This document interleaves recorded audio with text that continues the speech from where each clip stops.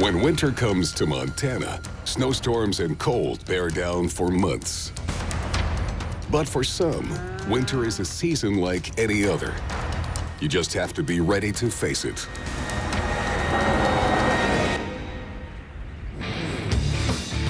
Rick and Casey are big game hunters. Tracking wild animals has become second nature. Good boy, Cash. Scott Clark is a trapper and a fisherman. He followed the footsteps of his father, Jerry, and he knows the Madison Valley like no one else. Scott and Susie have learned to face the most difficult conditions. They're the only ones to live all winter in the brutal Big Hole Valley. The Whites and the Hollenbecks have their ranches to run and animals to feed. Many animals to feed. Jenny is a sled dog breeder and an outstanding competitor. Her team is one of the best in the state. Welcome to Montana, the land of the Western pioneers. Nothing like a fresh morning in the mountains.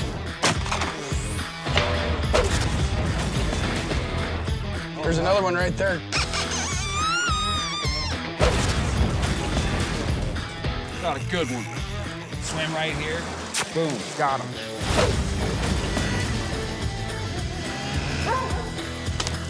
Good boy, Cat. Woo! Woo!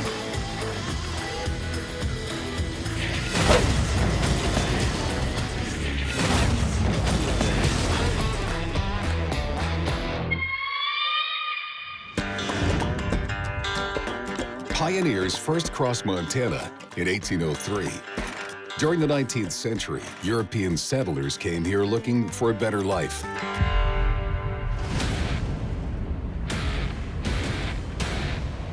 Most couldn't make it, but some of them, the most resilient, learned to brave the terrible winters of the Great West.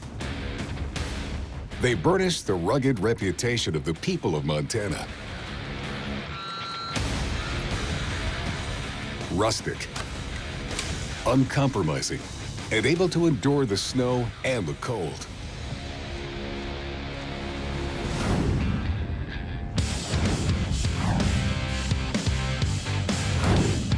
Near the village of Two Dot, on the White family's ranch, Rick and Harrison obtained a special license to cull 2 female elk from the herd on the ranch land.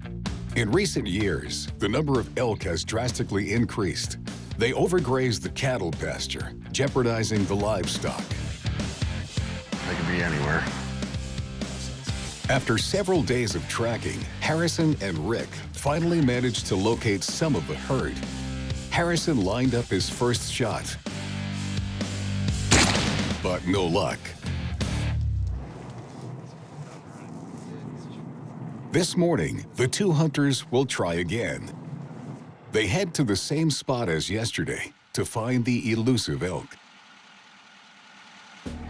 We knew, as much as a guy can know, where they were going to be, so we decided to split up again.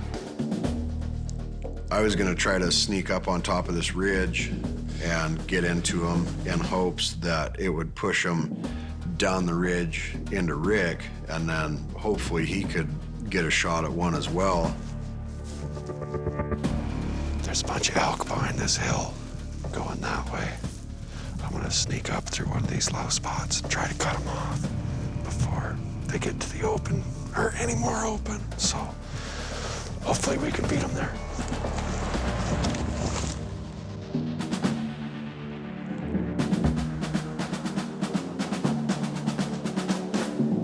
Approaching the ridge, Harrison must move like a shadow. If the elk spots him, the herd will flee in an instant. Sneaking up on something out in the prairie is not as easy as it seems. You know, you've got to use little variations of hills and draws and whatever you can use to your advantage to get as close as you can. When you're out hunting on the prairie, it's going to be a long shot because you don't have cover to get any closer than that. So you got to be able to shoot somewhat long distances. I'm getting close to the horizon of it, and I two little bushes right on the very top of the hill. So I drop down and I crawl up to one of those bushes so my head blends in with that bush. That bunch of elk was out there about 300 yards or so. And so I laid there for a few minutes watching, trying to decide which one that I was gonna go for. And I picked what I thought was the lead cow. Lead cow. Tagged her. I made a good shot on it. I'm gonna put that one down. The rest of them were very confused. They had no idea where I was at or what was going on, you know. God damn it. I can't tell where I'm fucking hitting.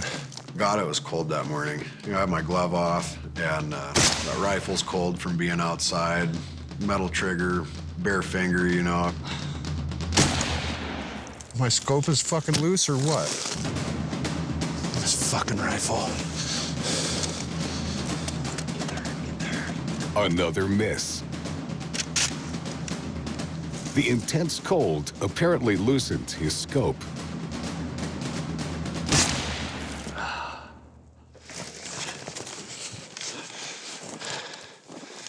Got one on the ground. I balled up in a little hole there. As the herd flees south, Harrison heads for the kill. Rick is still waiting for him further down the valley. Looks like it's going to be a long day.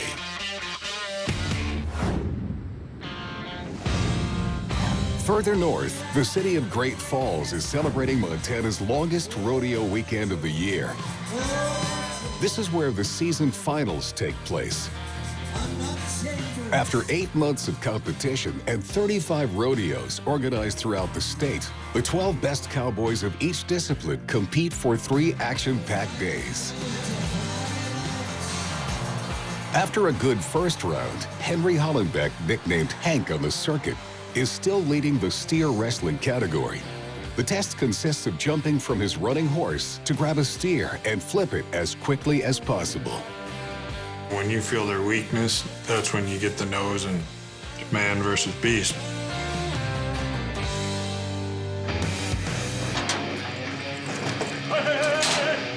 Every year he thinks he needs to retire or something because he's getting too old. Henry is one of the oldest on the circuit and one of the most respected. Several times he's been crowned all-around champion, but behind him, the younger generation is pushing to take his place. The younger generation is a drive for me. You know, I gotta step up to their level too.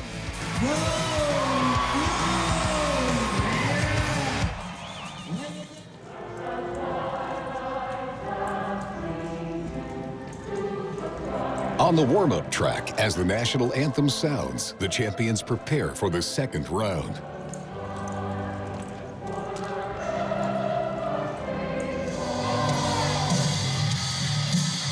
Henry's wife, Sarah, fears the steer wrestling event the most, but she knows that Henry has never been closer to winning the title than this year.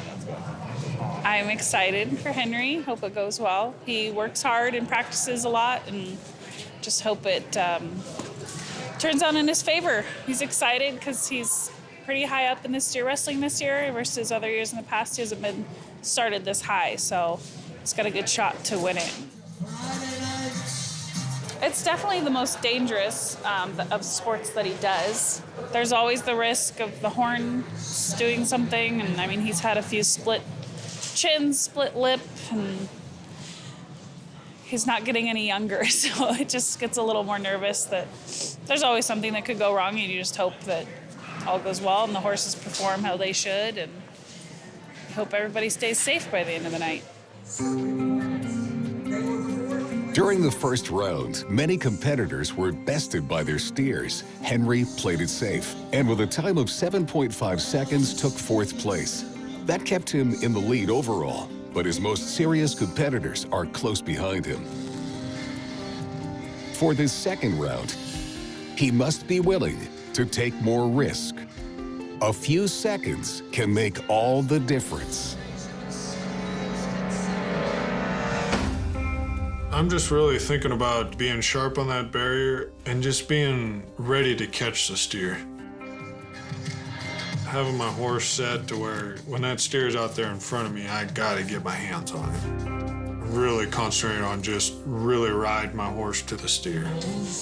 Hank Hollenbeck rides in knowing he slipped to the number 2 spot. Sitting behind the barrier, I was nervous, but I was more nervous getting up into the box and getting ready. But once you're sitting there, I mean, everything is just a blur, and all you see is the steer and what you're about to do.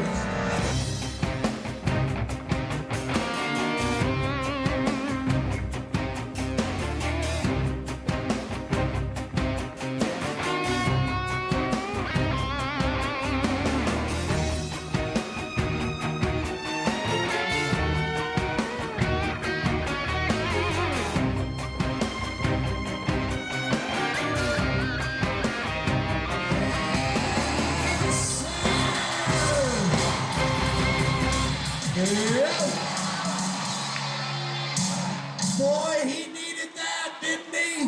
He needed that. 4.8 on the run. The winner of tonight's event needed that victory. He is no stranger to the winner's circle, Hank Hollenbeck. The second successful round for Hank Hollenbeck. Now he's the odds-on favorite to win the title. Awesome. I tell you what, best of luck to you. Great Falls, give it up for round number 2 winner, Hank Hollenbeck. He only has 1 lap remaining, and the season will end in style for the champion.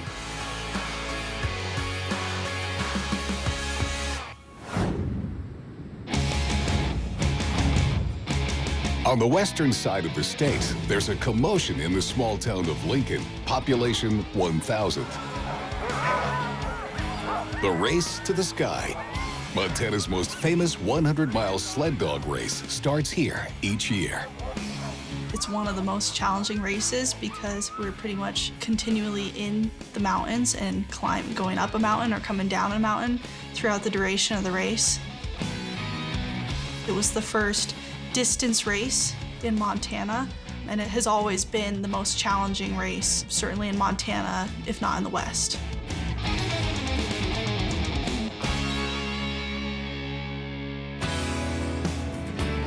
Teams from all over the United States and Canada come to participate.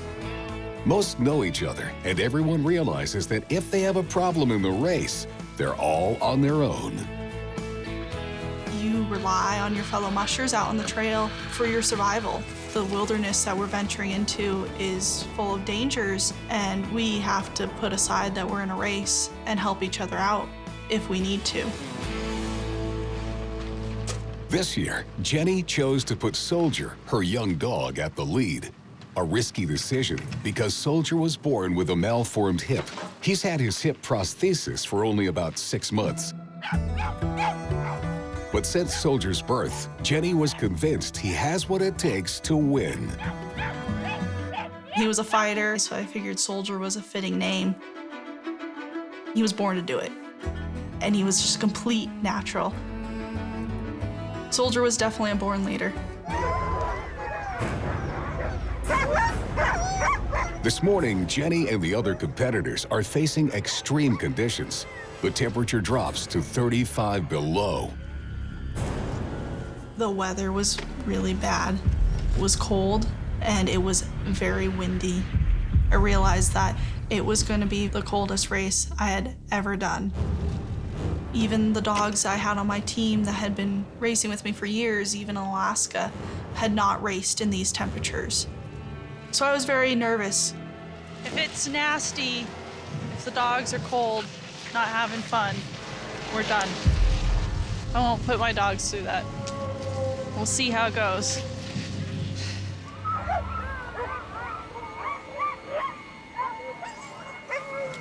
Despite the conditions, Jenny's eager to start. She and her dogs have trained hard to be here, and she's determined to prove that Soldier can lead the pack, regardless of the weather. Soldier, right in front. An hour before the competition begins, the veterinarian checks the dogs to make sure they're race ready. Okay, who we got left? Bella and Storm. Bella and Storm. They're making sure that the dogs are all healthy and hydrated, that they're all physically able to run the race. So Bella, 2.5 BCS, heart rate 100. Okay, we are done. Check that out, man. That's pit crew at its finest. Exactly. The vet check went great. All the dogs look great. Soldier looks great. The vets seem very happy with how the team looks, so that's a good thing. I want to go into this feeling as good as possible since we've got some tough stuff in front of us. Jimmy, do you have any questions? They were in great shape. Their muscles were all good and no injuries. Feet were good. When we walked in, she was like giving. They were ready. The dogs start to feel the excitement. They're ready to race.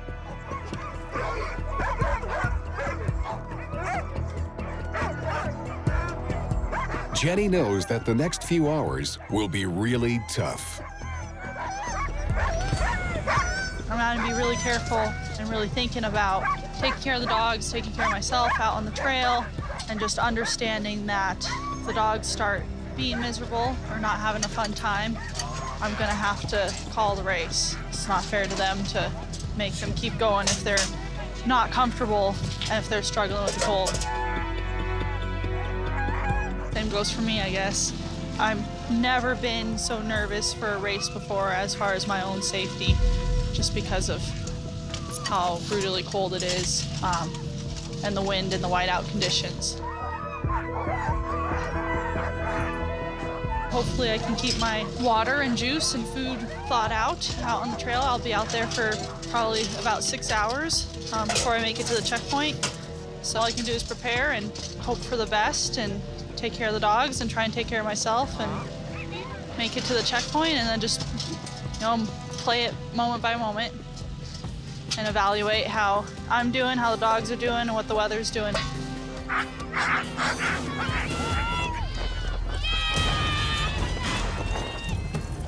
The competitors start every 3 minutes. Now it's Jenny's turn.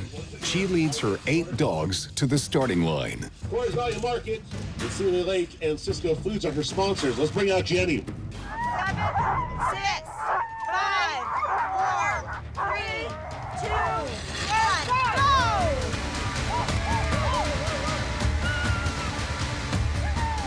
go! Off they go. In the lead, Soldier is alongside Bella, an experienced champion who'll help the young dog keep the pace. In front of them is spread 55 miles of steep path until they reach a place where the dogs can rest a little. If all goes well, they should make it in 6 hours.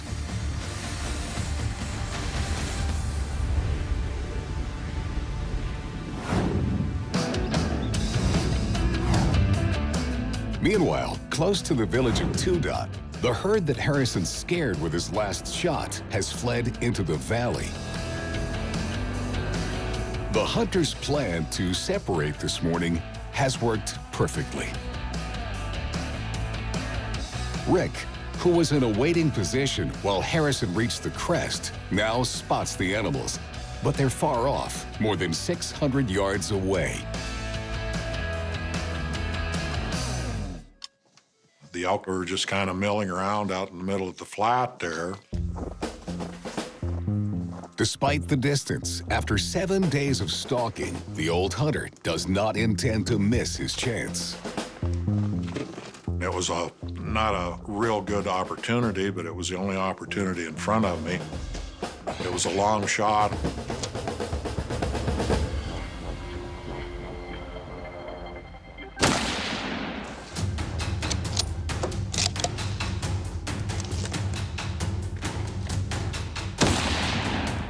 Well, fuck.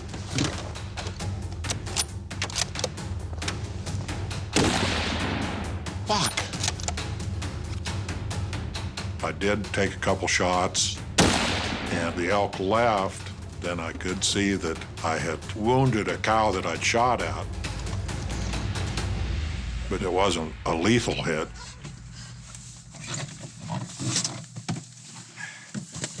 Damn, I got some long shots here.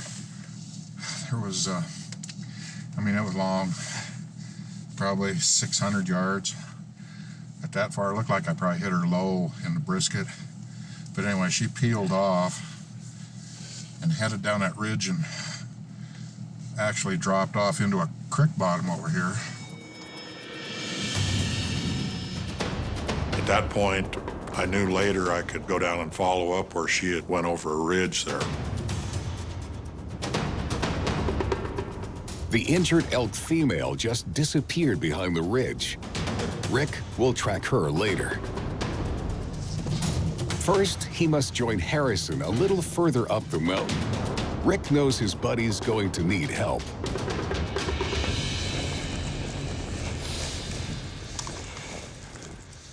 An elk cow weighs more than 400 pounds, and the men must manage to bring her remains back to the camp.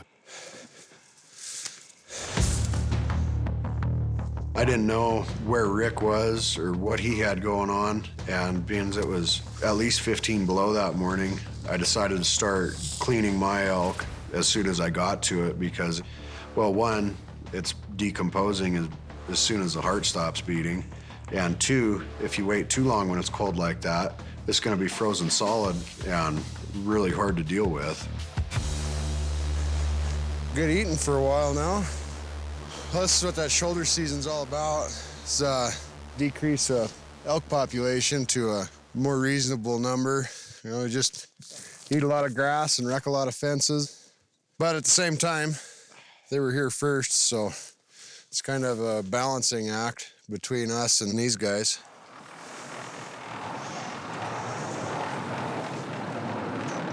What are you doing there, cowboy? Oh, pull the guts out of this thing. I'm glad to see you. I didn't want to drag it back over there. A nice big old cow. Yeah. Should be some good eating. Should be. Looks like it was lung shot. About 300-yarder from... You were down there? Them little black ball knobs on top of that hill. Oh. I do believe we're going to have some heart and liver for dinner, though. Do you have onions? We'll work on that after we get the rest of the guts out of her. Let me see what I can do. Okay. This is called cleaning the animal. We're removing the organs and the entrails and stuff. As soon as the heart stops beating, gases start building up in the guts and the intestines, and they'll leak out and spoil all your meat. So you got to do it ASAP.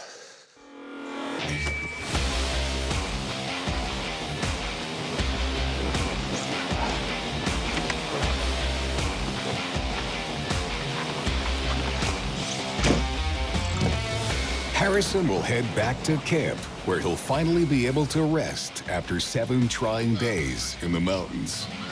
As for Rick, he must track the elk he shot a little earlier, because you never leave a wounded animal in the wild. The old hunter's day is not over yet.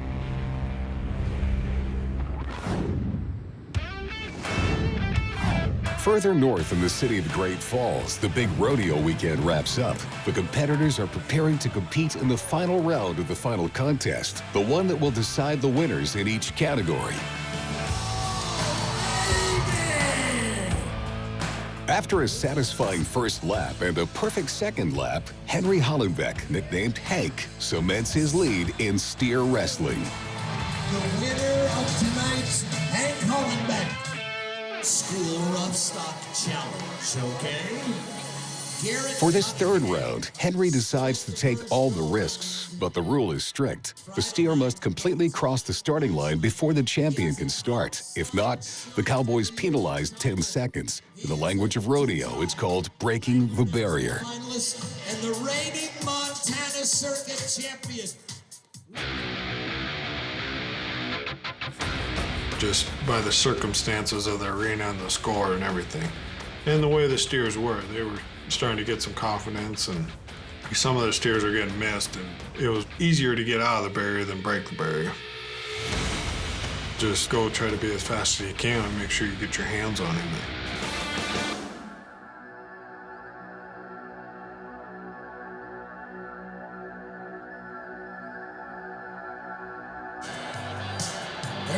I felt really confident. When I nodded my head, I felt like I got a good, honest leave from the corner, and I knew I wasn't going to get outrun, and I was going to be in the right position.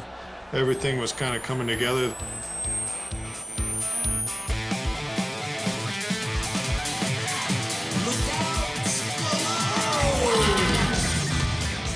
Rooster, he moved just right for me to get down and get a hold of the steer. The steer kind of stopped with his horns sideways a little bit, so sometimes you'll miss him, but I was able to catch him just right, and he felt great on the ground.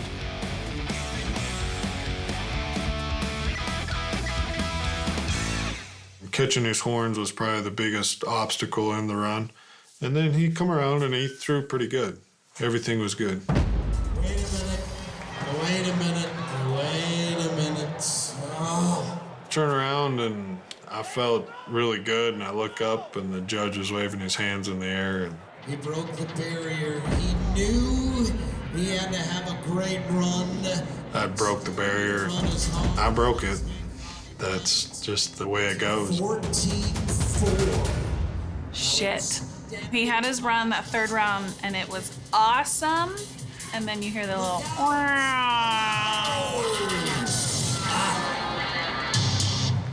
which means he broke the barrier. And I was like, God, no, because it was such a good run. And I knew it would have placed like first or second or third, and that's what he needed to win. And then as soon as that 10-second penalty went off, there's no way you're gonna get first or second in that round. It's a failure for Henry. To leave a few hundredths of a second too early, he loses the title he so dearly coveted. I figured it was about a $4,000 loss, breaking that barrier. I ended up with the calf roping and the tie down. I won about 9,100, and I figured that deal there was about 4,000, and a saddle. I hope I get the opportunity again, but it is what it is. But thanks to his excellent performance during the regular season and his standing in the other category finals, he wins the all-around champion title for the third time in a row. It's the fastest run of the week. Hank Hollenbeck, the all-around champion cowboy. And the saddle that goes with it. In the end, I'm still going to Florida for the finals, so I still get a chance to go down there and win as much money as I can and do as well as I can. Sure would have been nice not to break that barrier, but I still had a good time. Family had a good time. Just one little deal could have went a little better, but I can't complain that I didn't have success there. Henry, Sarah, and Rhett head back to the ranch. Soon the family will grow. And the next little Hollenbeck will have the rodeo in his or her blood.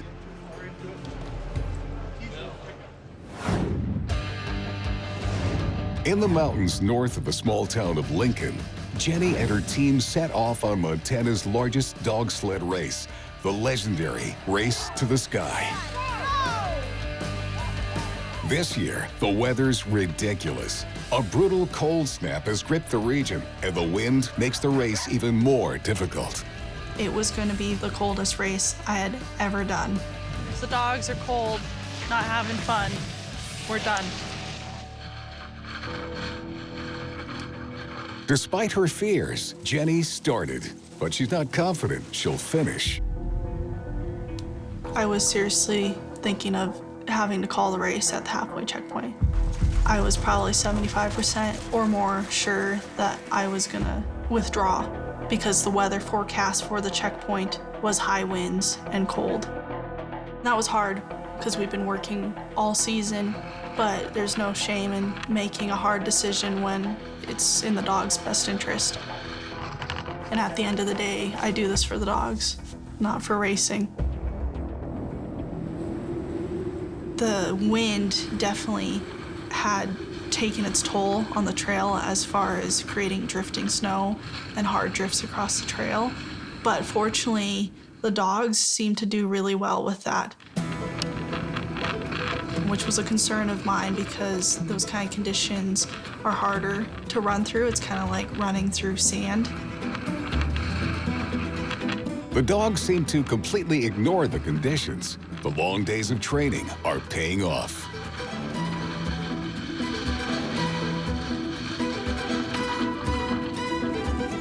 I was just really, really impressed with them because they were loving it. Meanwhile, I'm standing on the back of the sled, panicking about the cold weather. It's blowing wind and I can barely see. And they're like, woohoo, this feels great. And I caught all but one of the teams in front of me pretty much in the first half of that run.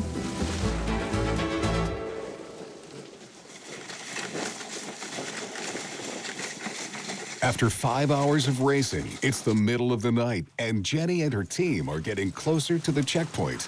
Right now, she's in second place. At the checkpoint, she's greeted by her husband, Mike, and 2 friends, Kevin and Richard. But Jenny has no time to rest. The dogs are her priority. Once I gain the checkpoint, I'm so focused on getting the dogs taken care of that I forget about everything. We're all feeding them snacks, or after I go through, start with Bella and Soldier. Okay. Start taking their booties off. Yeah. Okay. You'll probably need to pop those. I can't take care of my dogs in this kind of weather. We're in big trouble. What I feed is a beef meat, and I mix that with a lot of water because I need to make sure they are super hydrated because they use a lot of water doing what they do, and they're not just gonna drink plain water. I don't want them standing on that cold snow too long, just enough to get them to cool down a little bit so that they can comfortably eat, but not too much that they start to get chilled. And then I go through and I start checking everybody's wrists and putting wrist wraps on them. And that's to keep heat inside their wrists, one of the most crucial joints that they're using and that they're relying on to run. Jenny and the dogs have only a few hours to eat and rest.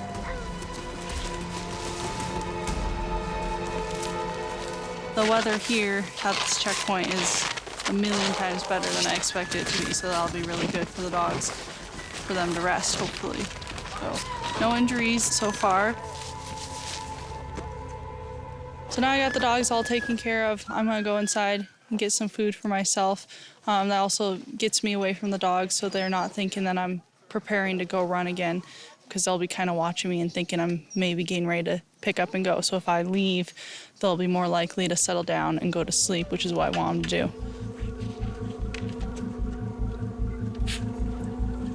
The dogs will finally be able to sleep a little. In 2 hours, Jenny will wake them up. It'll be time to attack the second part of the race and hopefully finish in the lead. Success is not assured in the mountains near the village of Two Dot, where Rick Matzik tracks the elk he wounded earlier in the day. Or it looked like I probably hit her low in the brisket. Rick must hurry before nightfall. He goes to where he saw the animal disappear behind the ridge.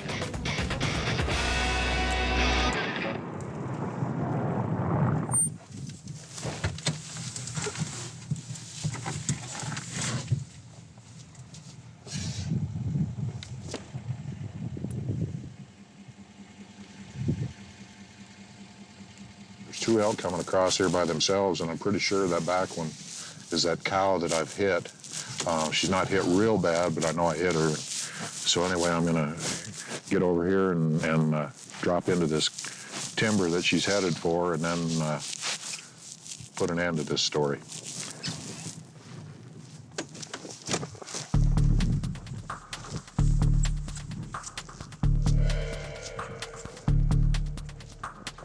When I got down into the cottonwoods there, it was really thick, really hard to see over 50 yards. It's just a lot of sneaking, and it's really quiet, and you're very almost electrified to the surroundings around you.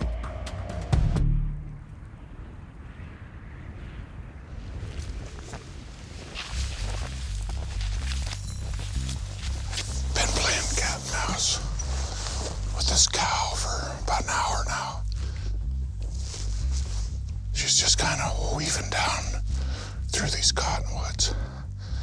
It's just really a slow-going process. I've got to be able to see her before she sees me. It's been a long drag to here, and I want a happy ending on this. I gotta look under every tree, behind every log, because she could be anywhere near.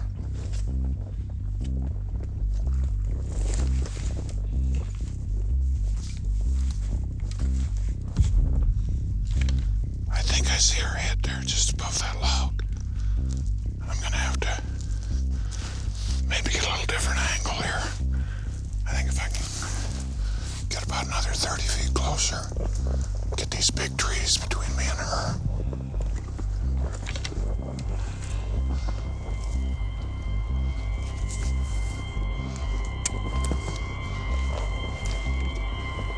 I can just see her head, just barely behind that log.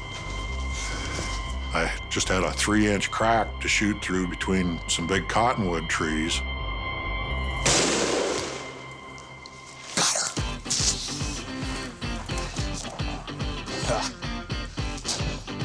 Done deal. I was able to shoot her in the back of the head, and it was game over. This is a prime cow. She's a big dry cow and gonna be really good eating. So I'm gonna get to the part now pulling the guts out of it, and then we'll come get this old cow out of the woods and back to the ranch.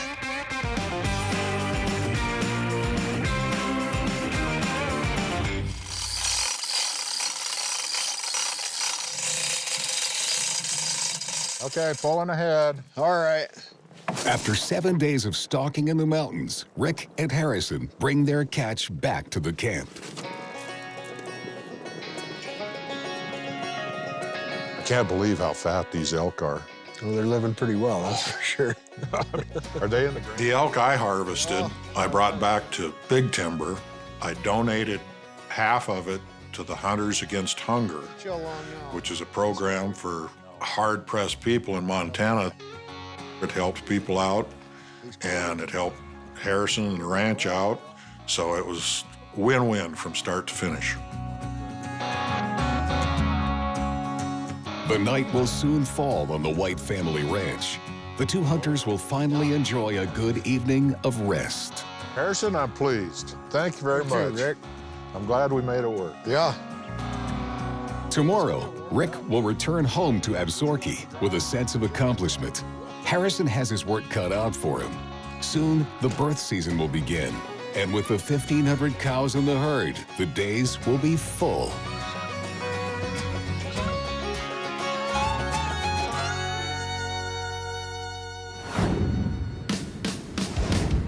The contest isn't over in the mountains north of the small town of Lincoln, where the competitors of the legendary Race to the Sky stopped for a few hours to rest and refuel. After considering giving up on the first leg because of the terrible weather, Jenny and her team were super performers in the first 55 miles of the ride. I was just really, really impressed with them. I caught all but one of the teams in front of me in the first half of that run. At the checkpoint, she holds second place. The start for the second and last part of the race is set for precisely 3:03.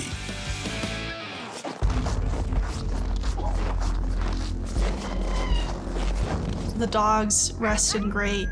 My mind kind of switched from thinking that I might have to call it quits on the race to I might win this race. The team in front of me was not out of reach, and my dogs were really excited to leave the checkpoint. They were ready to rumble. I repacked my sled.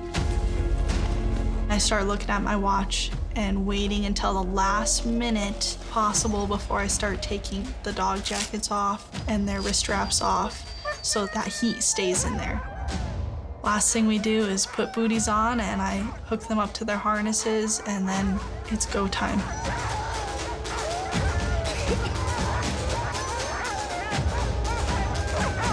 The dogs were, I mean, they were on fire. So I didn't doubt them at all that they could catch this team in front of us. This second leg is a little bit shorter, 45 miles, and there's less elevation gain, which means it's faster, which in its own way can be challenging, but I could tell that the dogs were ready to do some speed.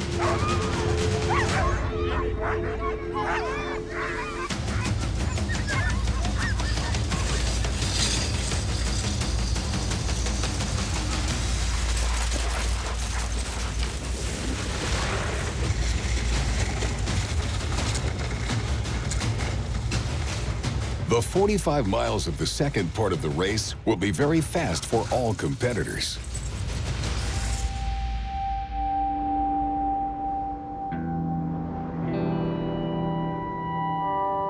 And after 4 hours of intense racing, Jenny will cross the finish line minutes after the victorious team. A second-place finish she would never have dared to believe before she started.